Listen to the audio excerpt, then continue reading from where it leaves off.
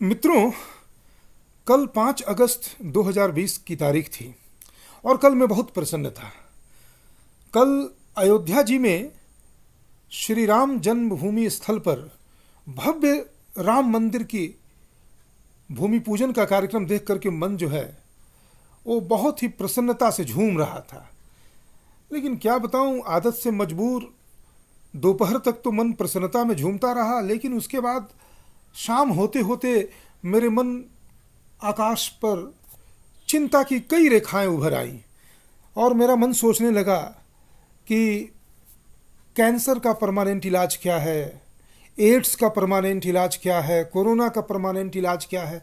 और फिर मैं इन्हीं त्रिबंधों में उलझता चला गया और मेरा मन आज 6 अगस्त 2020 की तारीख को भी उसी अशांति के सागर में गहरे गोते लगा रहा है और मैं इन्हीं रोगों के विषय में सोचता रहता हूँ। मित्रों, मैं शिवचरण सिंह अपने चिंतन से कुछ निष्कर्ष पर पहुँचा हूँ। उन निष्कर्षों को आपके साथ साझा करना चाहता हूँ, जहाँ मैं आपको बताऊँगा कि एड्स, कोरोना और कैंसर का परमानेंट इलाज कैसे किया जाएगा। मैं कोई एमबीबीएस डॉक्टर नहीं हूँ, लेकिन मैं अपने चिंतन के आधार पर मैंने इन रोगों का इलाज ढूंढ लिया है और मैं ही आपके साथ साझा करने वाला हूँ। देखिए, कोई नीम हकीम खतरे जान वाली बात नहीं है, आप सिर्फ सुन लीजिए, क्योंकि ऐसा नहीं कि मुझे आप कोई बहुत बड़ा डॉक्टर समझ करके मेरी बातों को एकदम फॉलो से करने लगिएगा, लेकिन आप जब सुन लेंगे तो आपको ज़रूर अच्छा लगेगा। एक मिनट हो जरा, मैंने अपना फ़ोन वाइब्रेशन पे लगा रखा है, कुछ इंपॉर्टेंट कॉलर है, मैं उठा लेता हूँ। हाँ, हेलो। हाँ हाँ हाँ, बोलो। हाँ, क्या? अरे यार, नहीं नहीं उतना, हाँ व्यस्त तो हूँ, मैं एक लाइव वीडियो शूट पे हूँ। हाँ, फिर भी बोलो ना। अरे भाई, कोई भी महत्वपूर्ण बात होगी तो ज़रूर सुनूंगा। हाँ, क्या कहा? All India Muslim personal law board के किसी सदस्य ने कहा है कि हाँ, जैसे टर्की में बहुत पहले एक चर्च को कि नहीं, यानी क्या क्या, एक मस्जिद को चर्च बना दिया गया था, फिर बाद में जब वहाँ मुस्लिम लोग हावी हो गए तो उसे फिर से मस्जिद बना दिया। यही हालत हमारे अयोध्या में अगर राम मंदिर बन जाने के बाद वो करने का अरे नहीं नहीं नहीं नहीं, ये सब बकवास की बातें हैं। इन बातों को इग्नोर करो, इन सबों को भूल जाओ, इन सब बातों को ध्यान नहीं देते, आगे बढ़ते चलो। चरैवती छोड़ो, रखो जरा, मैं कुछ इंपॉर्टेंट बातें कर रहा हूँ, फिर बात करता हूँ।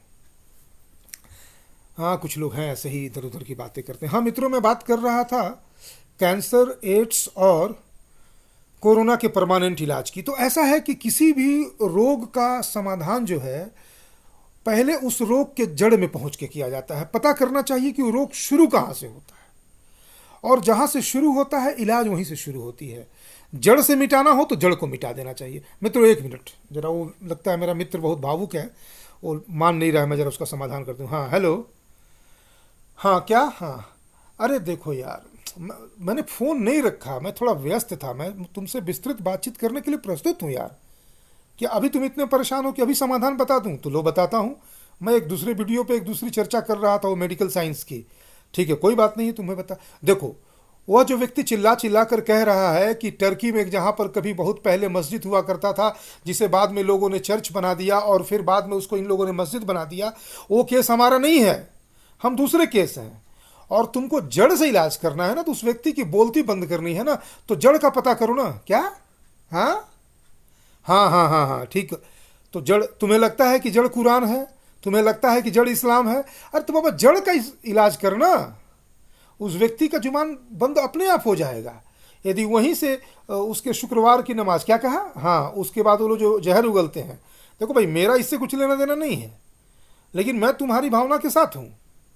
मैं इन लोगों को तो सुनता ही नहीं, जो बोलना है बकवास करना है करते रहो। लेकिन अगर तुमको लगता है कि ऐसे लोगों के बकवास को जवाब देना है तो तरीके से दो ना, जड़ काटो। जैसे मैं रोग की बात कर रहा था, तुमको उसका उदाहरण देता हूँ। कैंसर हो गया है, एड्स हो गया है, कोरोना हो गया है, तो अब तुम झूठ मूठ का ऊपर से बुखार की दवाएं लेती रहोगे तो नहीं ना कुछ होगा। अरे यार, उस रोग के तह में जाओ, पता करो कि वो रोग हुआ कैसे, और फिर उसका परमानेंट सॉल्यूशन करो। बस इतना ही करो। अगर तुमको लगता है कि जो व्यक्ति इस तरह से पागलपन की बातें कर रहा है, हमारे ही देश में रह करके और इस देश की संस्कृति और परंपरा के साथ खिलवाड़ करना चाह रहा है, तो तुम उसके उसी के क्वाइन में जवाब दो ना उसके जड़ को खोदो और खोद करके उस पेड़ को उठा के फेंक दो यहाँ से। जैसे हम रोग की बात करते हैं मेडिकल साइंस में, ठीक उसी तरह से तुम उसको निकाल दो, रोग खत्म हो जाएगा। समझ गए? बहुत बहुत धन्यवाद, थैंक यू वेरी मच। तो मित्रों, मैं बात कर रहा था कि एड्स, कोरोना और कैंसर का जड़ से इलाज कैसे हो। जैसा कि मैंने अपने मित्र को बताया, देखिए मैं अब आपको उसके सिद्धांत से, उसके उदाहरण से इस रोग के बारे में बताता हूँ। ये जो कुछ लोग अनर्गल प्रलाप करते हैं ना, उसका एक स्रोत पहले ढूंढना होता है। जैसे मान लेते हैं हमारे मित्र ने बताया कि all India Muslim personal law board का एक सदस्य जो है ऐसा कह रहा है, सुप्रीम कोर्ट ने रास्ता साफ कर दिया, मंदिर निर्माण के लिए शिला पूजन, भूमि पूजन हो गया। अब ये क्या बकवास कर रहा है? अगर वो बकवास कर रहा है, अगर उसको कोई बीमारी है, तो उस बीमारी का सॉल्यूशन उसके जड़ में जाकर के होना होगा। उसकी ऐसी कौन सी मानसिकता है जो उससे इस तरह की पागलपन का प्रलाप करवा रही है? आप जड़ में पहुंचिए, देखिए वो शांत हो जाएगा। जैसे अब इस तरह से इस रोग के बारे में समझिए कि कैंसर हो, एड्स हो, कोरोना हो, इसके जड़ से आप इसको समझेंगे तो उसका कारण भी पता चलेगा और निवारण भी पता चलेगा। एक मिनट मित्रों, नहीं नहीं, उस मित्र का नहीं है, दूसरे मित्र का फोन है, अभी मैं देखा। हाँ हेलो, हाँ क्या? अरे यार, अगर कोई जंगली जानवर तुम्हारे इर्द गिर्द में उत्पात मचा रहा है तो अपनी गेट बंद रखो। क्या बंद रखा है? फिर भी वो अंदर आने की चेष्टा करता है, तुम्हारी बाउंड्री छोटी है तो बाउंड्री ऊंची कर लो, आसपास के लोगों के घर में घुस जाता है। अरे यार, तुम अपनी सोचो ना, आसपास के लोगों की चिंता करते रहोगे तो फिर तो हो गई तुम्हारी बात। क्या बाउंड्री भी ऊंचा करवा ली है तुमने अपनी, फिर भी वो घुस सकता है अंदर गेट तोड़ करके। तब यार एक मेरे एक प्रश्न का उत्तर है, तुम्हारे पास बंदूक है, तलवार है, लाठी है, रॉड है, इनमें से जो भी हथियार हो, भाला हो, गड़ासा हो, जो भी हो, जब वो अंदर घुस जाता हो तब फिर किसी तरह से कोई तरह का समझौता मत करो, सीधे काटो उसको। देखो, सहना उतना ही चाहिए जितना सह सकते हो। नाक तक पानी आए और पंजे पे खड़े हो सकते हो तो खड़े हो लो, लेकिन आंख के ऊपर पानी मत जाने दो, फिर जो होगा देखा जाएगा। ये सॉल्यूशन होता है यार। देखो, मैं अभी मेडिकल साइंस में रोगों से लड़ने की ही बात कर रहा था और संजोगी है कि अभी थोड़ी देर पहले एक और मित्र का फ़ोन आया था, तुम्हारा फ़ोन आ गया। और मैं यही बारंबार कहता रहूँगा कि रोग का परमानेंट सॉल्यूशन करो। वो बाउंड्री खड़ा कर लिया, गेट कर लिया, ये सबसे कुछ नहीं होने वाला है। अगर तुमको लगता है कि वो गेट तोड़ के आ सकता है तो सीधे गर्दन काटो, वो फालतू बकवास में मत पड़ो। रखो फिर फ़ोन, बाद में बात होगी। तो मैं बात कर रहा था मित्रों कि कैंसर का परमानेंट इलाज क्या है, एड्स का परमानेंट इलाज क्या है और कोरोना का परमानेंट इलाज क्या। देखिए, मेरे मित्र भी अपनी एक चिंता जाहिर कर रहे थे कि एक हिंसक जानवर उनको बहुत तंग कर रहा है। मैंने कहा अवॉइड करो, जितनी देर तक, जितनी दूर तक अवॉइड कर सकते हो करो। लेकिन अगर कोई अब तुम्हारे गेट को खोल के तुम्हारे घर में घुसने का वो हिंसक जानवर प्रयास करो, घुस जाए तब तो काट दो ना, फिर तो देखा जाएगा, जो होगा सो देखा। लेकिन हाँ, जब तक अवॉइड किया जा सकता है यथासंभव अवॉइड करो।